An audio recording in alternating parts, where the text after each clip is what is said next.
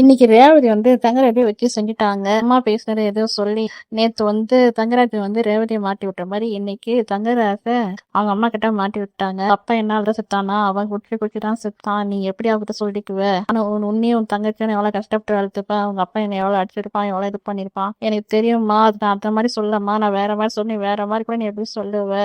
என்னை பார்த்து அப்படியே ஒரு வார்த்தை அவகிட்ட சொல்லி வச்சிருக்கியே அப்படின்ட்டு சொல்றாங்க. அவங்க அம்மா கால விட்டு அழுகுற தப்புமா, ஆனா நான் அந்த மாதிரி சொல்லலாமா, மன்னிச்சிடுமான்ட்டு அழுகுறாங்க. இந்த சைடு பார்த்தாக்கா மலரு அவங்க வீட்டுக்காரெல்லாம் இருக்காங்க. அதை ஏதோ பேசிட்டா அப்படின்ட்டு அவங்க அப்பா கூட சொல்றாரு. இருந்தாலும் மாமியாருக்கு மனசு ஆறல. எப்படி ஏன் நான் எதனா குறவு பண்றேன்ட்டு நீ ரேவதி கிட்ட சொல்லி வச்சுக்கிறேன்ட்டு மலரை கேட்க, நான் எதுவும் சொல்லல, சரி அவ சொல்லிட்டு போயிட்டால ஊட போயினாத்துக்கு அதே சொல்லுங்கிற, சொன்னா கூட மாப்பிள்ளை எப்படி நம்ம முன்னாடி எல்லாரும் முன்னாடி சொல்லலான்ட்டு அவங்க மாமனார் சொல்றாரு. அப்புறம் பாக்கியராஜ், பாத்தியா மலரு ஃபர்ஸ்ட் தடவை மாப்பிள்ளைக்கு எதிராக பேசுறாருன்னு சொல்லி ரெண்டு பேரும் பேசிக்கிறாங்க. ஆச்சரியமா இது மலருக்கும் பாக்கியராஜ். பாப்பா அவங்க ரூம்ல படுக்க போறேன்ட்டு போயிடுறா. இன்னைக்கு இதோட எபிசோட் முடிஞ்சது. நான் உங்க ரோசி. Thank you so much.